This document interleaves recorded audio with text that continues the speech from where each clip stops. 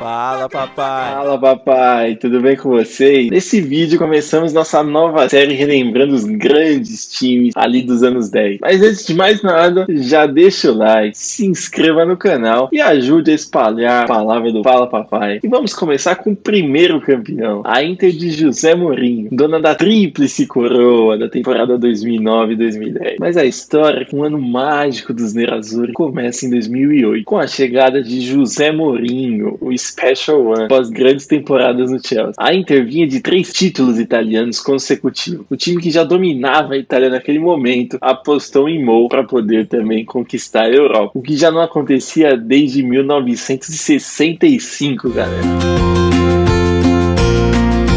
Para vocês terem uma ideia, em 1965 aqui no Brasil, o Santos foi campeão em cima do Vasco, um quarteto de ataque super famoso, com Doval, Coutinho, Pelé e Pepe. Olha o tempo que faz isso aí, foi a última vez que a Inter tinha conseguido um título europeu. Com a chegada de Mourinho, grandes nomes foram perdendo espaço no time da Inter. Ibrahimovic, Crespo, Maxwell, Burdisso, Adriano Imperador. Além do melhor do mundo, o craque português Luiz Figo. Em compensação, chegaram outros jogadores menos badalados, como Samuel, Chivu, Cambiasso, o próprio Diego Milito teve uma participação importante ali no título. Sem dúvida, o principal nome veio da troca do Ibrahimovic com o Barcelona, que foi Samuel Eto'o. Além do baixinho holandês, Wesley Sneijder. O time na temporada 2009-2010 veio com sede para ser campeão de todos os campeonatos. Na Série A, a Inter foi campeã com apenas 2 pontos à frente da Roma de Totti, numa luta até a última rodada, com uma campanha impecável, melhor ataque, melhor defesa, com apenas 4 derrotas nas 38 rodadas. E Diego Milito sendo o grande artilheiro do campeonato com 22 gols. Agora na Copa, a Roma voltou a sofrer com José Mourinho. Na final da Copa, Diego Milito, sempre ele, voltaria a fazer o gol do título para a Inter de Milão. Em 2009 e 2010, só deu Inter na Itália. Mas e na Champions, papai? Fala, papai! Fala, papai! Fernando aqui, continuando. Ainda na fase de grupos, a Inter fez uma fase de grupos ali bem magra, né? Teve 3 empates ali, uma derrota pro Barcelona, atual campeão de Pepe Guardiola, e a revanche ainda viria, e 2 vitórias que garantiram o time ali na segunda posição do grupo da morte, passando ali em segundo lugar, onde nas oitavas de final o destino reservava um reencontro para Mourinho. Vindo de 4 eliminações seguidas nas oitavas de final, a Inter de Milão enfrentaria o Chelsea, que era o antigo lar ali de José Mourinho, mas nesse momento da competição, o time da Inter começou a ganhar cor, começou a ser mais sólido e incontestavelmente passou pelo Chelsea, demonstrando que de fato era um dos concorrentes ao título daquela Champions League. Nas quartas de final, também com 2 vitórias simples por 1-0, o time de Mourinho passou pelo CSKA, até então uma surpresa naquela competição. E dali o time já despontava também com uma defesa muito forte, entrando no mata-mata, passando pelos 4 jogos ali das oitavas de final e das quartas de final sem sofrer um único gol. E ali o destino já nos reservava um encontro que mudaria a história do futebol. Eram ali os primeiros e grandes capítulos da história da rivalidade Pepe Guardiola e José Mourinho. O aguardado rival das semifinais para a Inter de Milão seria justamente o melhor time do mundo da atualidade, time que já havia enfrentado na fase de grupos, o temido Barcelona de Pepe Guardiola, Messi, Xavi e Iniesta. E ali no Giuseppe Meazza, no primeiro jogo da semifinal, com 79 mil italianos totalmente ensandecidos ali, Mourinho mostrou ao mundo porque ainda era o Special One. Se auto-intitulando ali na época de Chelsea como Special One, o Camarra ali, Mourinho, né, menino Mou. O time armado ali num 4-2-3-1 com marcações individuais encaixadas, o time foi pautado em cima de uma marcação muito forte, sempre jogando reativamente e teve também muita resiliência. O time saiu cedo atrás no placar com o gol de Pedro, mas já ali no final do primeiro tempo e no começo do segundo, chocou o mundo, fazendo ali uma virada espetacular com ali as contratações que viriam a mudar a história da Inter de Milão. Sneijder e Milito viraram o jogo e trouxeram a vantagem para o time de José Mourinho. Dali naquele confronto o time saía com 3-1, chocando de fato o mundo, porque até então, né, ninguém esperava que aquele Barcelona tão forte, atual campeão da Champions League, fosse perder justamente para a Inter de Milão de José Mourinho, num futebol tão reativo e sem tantas estrelas ali até aquele momento. E o mais engraçado desse jogo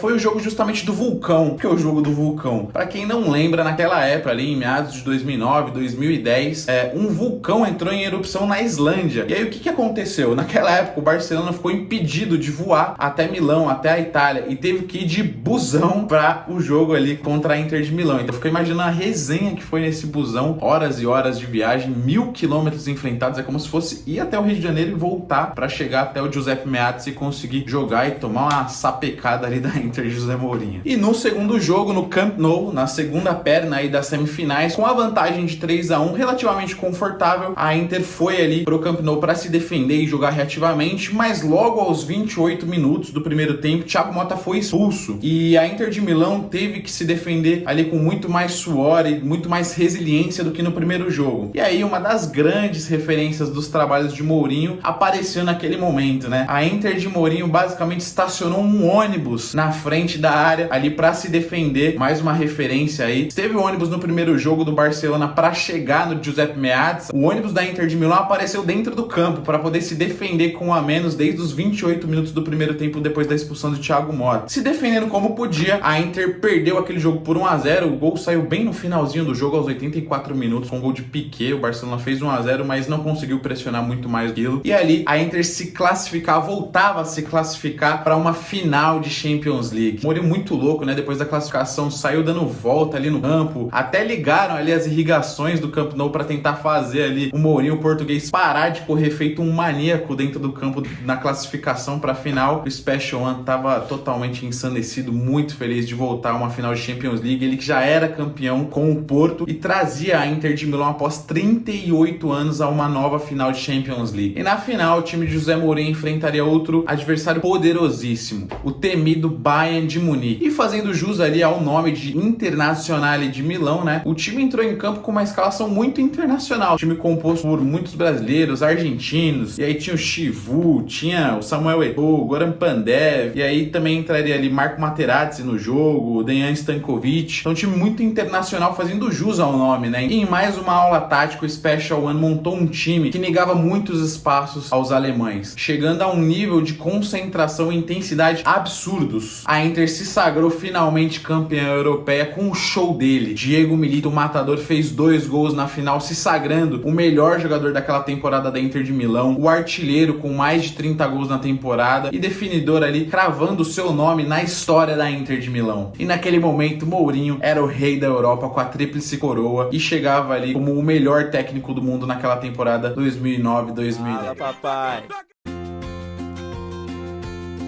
Agora, sobre a minha opinião pessoal do time de José Mourinho, a Inter de Milão, tão internacional, é que foi um time basicamente que marcou a história. Foi o primeiro campeão da Champions League da década passada, um time que já varria os títulos domésticos, né, da Itália, era 5 vezes campeã seguida do Scudetto, e com José Mourinho conseguiu atingir o mais alto patamar ali, né? Então foi campeão da Europa, vencendo Barcelona, vencendo Bayern de Munique, o próprio Chelsea, que era muito bem montado por Mourinho há pouco tempo atrás. É um time que não deixa dúvidas de que naquela época era o melhor time do mundo, se sagrou depois campeão do mundo também, já não com o Mourinho mais à frente. Mourinho pouco tempo depois foi anunciado pelo Real Madrid. Eu acho interessante a gente analisar um ponto de vista desse time, que é a questão de intensidade, a questão de concentração e de caráter. A gente vê muitos times que, quando são pautados por uma defesa muito forte, muitas vezes são agredidos pela imprensa, dizem que é um futebol mal jogado, mas o Mourinho naquela época mostrou que o futebol não era só jogar os coletes pra cima e deixar ali os jogadores resolverem. Papai, minhas memórias sobre esse timaço da Inter de Milão são as mais felizes possíveis. O time tinha vários brasileiros, como o Maicon, Lúcio, Júlio César. Gosto também ali dos argentinos, né? Mas eu lembro de jogar muito videogame com esse time, papai. Minha lembrança é essa, com meus amigos. Sempre jogava com a Inter de Milão. Milito fazia gol direto. E de toda aquela carisma do José Mourinho. Ele, com certeza, é um dos técnicos mais carismáticos do mundo. Foi um dos melhores ali da sua profissão, ganhando títulos impensáveis. Esse próprio time da Inter, batendo aquele Barcelona histórico. Com certeza, a Inter foi um dos melhores times dos anos 10. Fala, papai. Essa foi a história da Inter de Milão. E aí, curtiu o vídeo? Se você curtiu, por favor, já deixa o like aí embaixo, se inscreve no canal para ajudar a gente a chegar em mais lares, espalhar a palavra do Fala Papai. Também compartilha esse vídeo, por que não? Se você gostou bastante, manda no grupo do WhatsApp da família, do trabalho, da namorada, manda aí pra rapaziada, fala, ó, essa rapaziada entende de futebol, hein? E qual time você gostaria de viver aí nessa série. Se você tem algum time que você curtiu muito da última década, seja time brasileiro, europeu, ou até uma seleção, deixa aí nos comentários, comenta qual time você gostaria que a gente